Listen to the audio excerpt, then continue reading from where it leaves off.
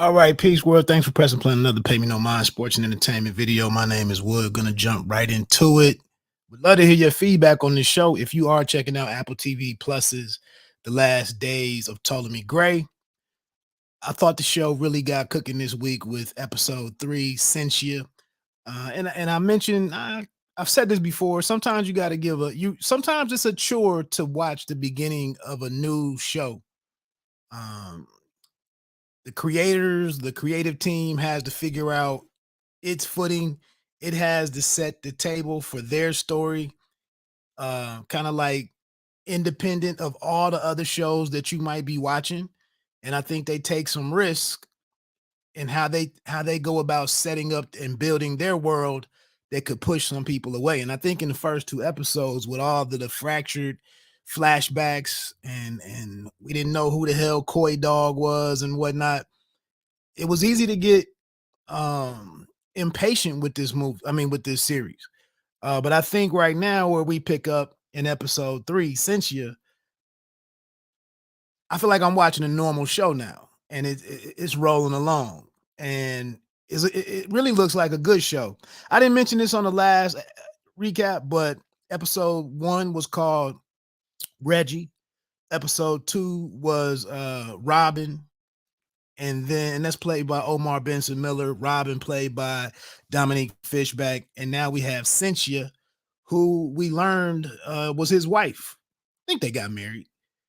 Who is played by Cynthia K. McWilliams. Good to see her get more of a featured role in something versus just being, one of the fifth or sixth actor performers in something. Good to see her getting a lot of screen time.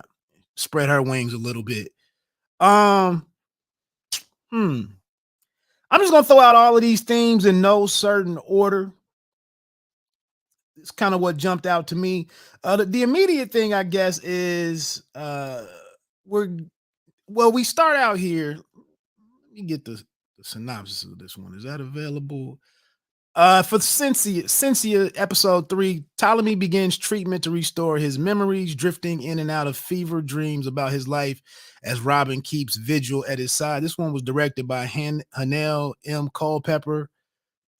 Says stars Denise Burse, William Catlett, Percy Daggs the fourth, who is a young Ptolemy running around with Coy Dog. So that's kind of the gist of it, of the episode. So the things that jump out for me, as his memory is as his memories came back to him after the first shot, and then he had the reaction to it or whatever, and the nurse had to come there, and then when we start in this one, he's told me has been in his bed for a couple of days, as that synopsis just said, and he comes to, and he's doing better and more. He talks about his memory is coming back to him, but it's not. He can't hear it correctly. Something about a lot of it is behind the door. And then he has to make the decision early in this episode of whether or not to go through with the second injection and to get back all of his memories. Um, but there's a cost for that, and you kind of get obviously the name of the show is The Last Days of, so it's almost like he was gonna be out of here anyway. You know, things were going to deteriorate or decline for him increasingly, just more rapid. And so you might as well go on and live the last because he's 91 years old. You might not think that sometimes by the way he's moving, but I'll come back to that in just a second. But the main thing here is he didn't carry out a task that he was given from his uncle. Was it his brother? Because I thought Coy Dog called him brother at one point. But he didn't carry out a task from Coy Dog, an important task, which Coy Dog tells him, we took this, I stole this black heart, also known as treasure, from Clive Owens, who had a lot of brothers sharecropping back in Mississippi. and benefited from all of this black labor, this black labor that he cheated. And so Coy Dog befriended him, or got, made him trust him a little bit, got him drunk, and then gave him something called a dram of Lanadine or something. I don't know what that is. But then he went and stole this black heart, which was what he considered the collective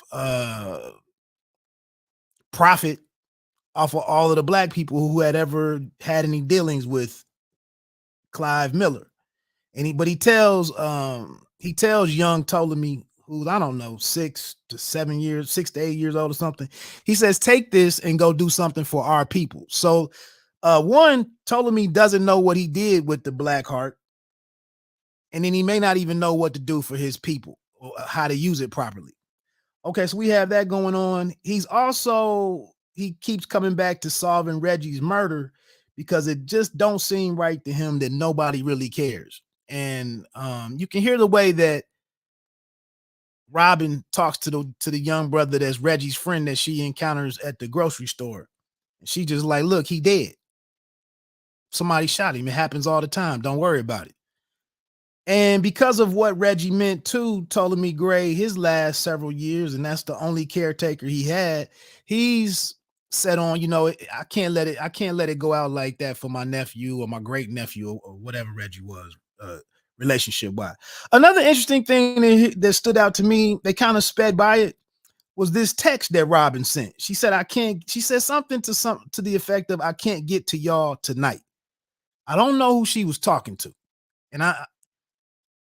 And it kind of opens up the door, like she might be there for ulterior motives herself in her service to Ptolemy. There's also something, Ptolemy is pretty fond of Miss Ring and thinks she's a lovely woman, not on the level of his Sensia, but now that he's sentient again, she does catch his eye. And she's kind, and then she came back and repaid him this money that she borrowed. Remember, she asked for 40, she took 50. She comes and brings it back, and has made 2 attempts to come bring it to him. We see a relationship with Robin and Billy, the guy who helped clean out Ptolemy's house, with Jocko, who was very impatient, wanted to steal from the old man. And then there's Reggie's friend. I'm looking at the list of characters in this episode, and he is not listed. But I want to see what he brings to the table. And if there's some kind of love interest between him and that sparks off between him and Robin. What else?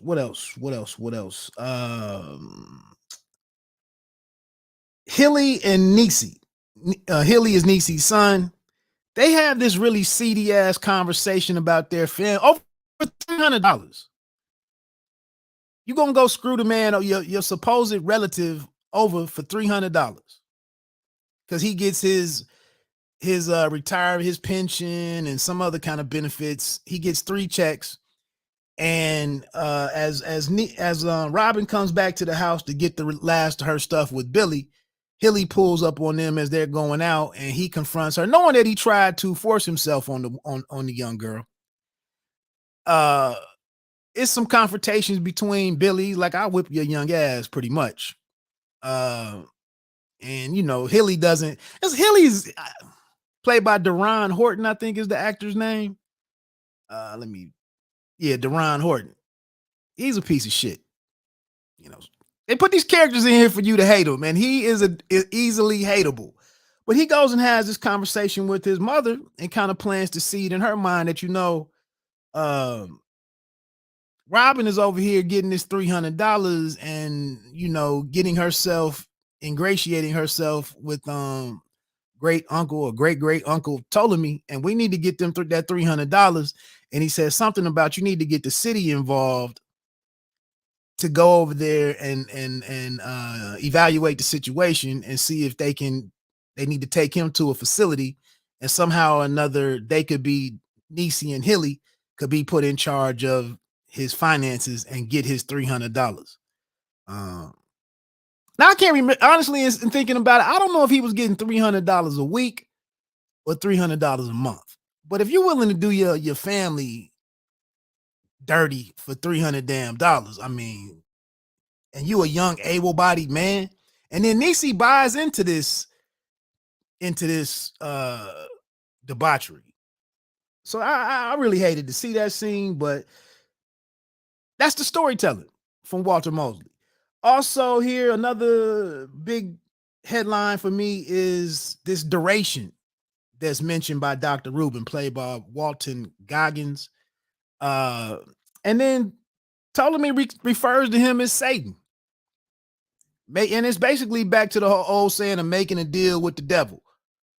And he has this great conversation after he takes the second injection. When they come back to his apartment, they sit down and he tells her, look, what did I smell like when you met me at the repast for Reggie?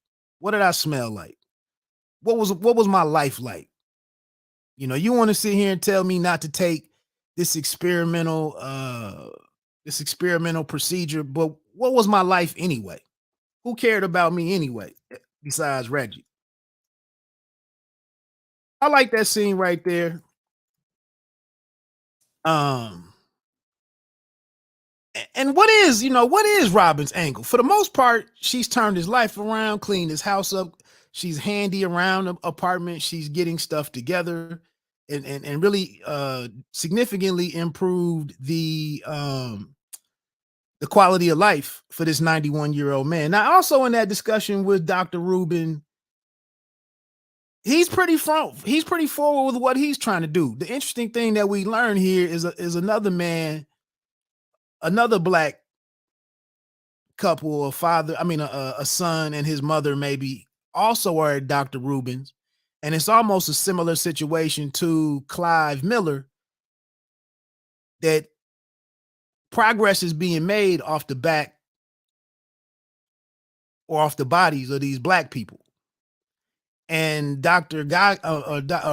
Rubin tells him, hey, and he told you when he was young, he could pick 300 pounds of cotton. He was strong then. So some years later, he's still strong. And, they told you about in his doctor visit, it's something different about him. Now, this is to me, this is similar to the whole situation with Henrietta Lacks. If you remember, so back in the 40s or 50s or something, this lady, Henrietta Lacks, she had these cancer cells that have been used, or these cells that have been used in medical research for years, for decades. It was something unique about her cells, the way they regenerated or something, and it's been very helpful in studying whatever, microcellular or whatever. But it's something that's what I get a kind of a theme in here is something unique about Ptolemy Gray, where the doctor was so interested in using him as a subject to advance to actually getting a cure, and not just kind of like staving off the rapid decline of the mental capacities of older people. And he just tells him, hey, bro, I will do anything to get this cure. But he tried to give him some money, and Ptolemy is like, I don't need your money. Just give me all of my memories so I can do what I need to do in my last days, and it'll all be even Steven. So I've kind of hit on everything, solving the murder. And then we meet this new character, Ezra. This brother is always violent. He's always violent. Played by William Catlett, who was in the what was that? True Story or whatever on Netflix with him and I'm getting that. Yeah. He was the security guy for Kevin Hart with the Wesley Snipes series that's on Netflix. But he plays Ezra Bundle, who is the boyfriend of Sensia when they first encounter each other. You can see the back right there. That's young Ptolemy right there talking to Sensia at a park. And Sensia just, I really like this courtship that they have. We don't really do black romance and black love. We don't really do that with most of our young creatives, our young storytellers, writers and directors, or the hot stuff, the hottest shows. We don't really do dating, love, communication, warm relationships, and at least we see some of that in the introduction between of Sensia and Ptolemy as he comes running through this park in Atlanta, like back in the mid 1970s or something. I thought it was. And she sees this brother run up. He has this book in his sweatsuit, and he runs by everybody that's at the cookout. And she eyes him, and then goes and introduces herself to him because he seems unique. And they spark off this relationship and have a good conversation. Something similar to Mahershala Ali and Naomi Harris at the beginning of that Swan Song movie on the subway train or the high speed rail. So I like how that happens, how they did this. Um, of course, Ezra makes his way over to his woman and this stranger having a conversation, not like it's more than it's some synergy there between these two. So he goes over and intervenes and says she offers or invites Ptolemy over to the cookout, to the barbecue, and Ezra was like, this N-word ain't invited, and shuts it all down. But since he grabbed her a few days later, we see Sensia and Ptolemy, she's over at his apartment. And they just had this really great conversation. Ptolemy is talking about he's a simple man. He just likes to read. We see why he had all this stuff in his house in episodes 1 and 2. And she asked him these very important questions to get a sense of is this the type of man that's better suited for her. She said settle, but I think she came back and explained it in a more pleasing manner, that I'm not just settling on you because you're the best available, but I had to refocus my expectations and really understand what is best for me, uh, my wants and my needs.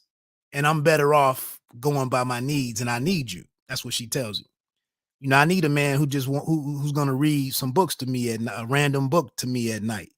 And in return, Ptolemy is talking about all of the sage advice that he's received from Coy Dog over the years. I love what he said. A man should run. It's a very important message that he's told her. But Coy Dog said a man needs to run often or have practice at running, because one day you might need to run at a required speed that you can't. Um, and so, like, was closing this up, we do get to see, and by the end of this, he does find out he does have the clarity and the memory finally of where the Black Heart treasure is, because when Ezra busted into the apartment, breaking them up once again, and Sensia pulls out the pistol on him and shoots it into the floor as a warning shot years ago, that's where Ptolemy hid the treasure. So we did learn some stuff. We learned quite a bit this episode. Ezra went and moved on. We don't know if we're gonna see him later on, because she didn't end up killing him, but she did shoot him twice. We don't know if that's who's coming in the door, or if it's Reggie's killer who's coming in the door from like the opening scene of the show, when it gave us that big jump ahead, similar to what they've done in Ozark this year.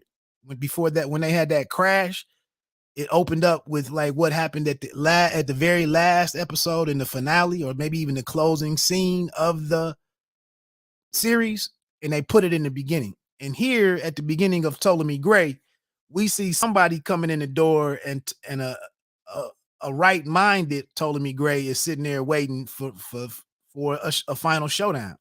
So we don't know if that's Ezra or Reggie's killer.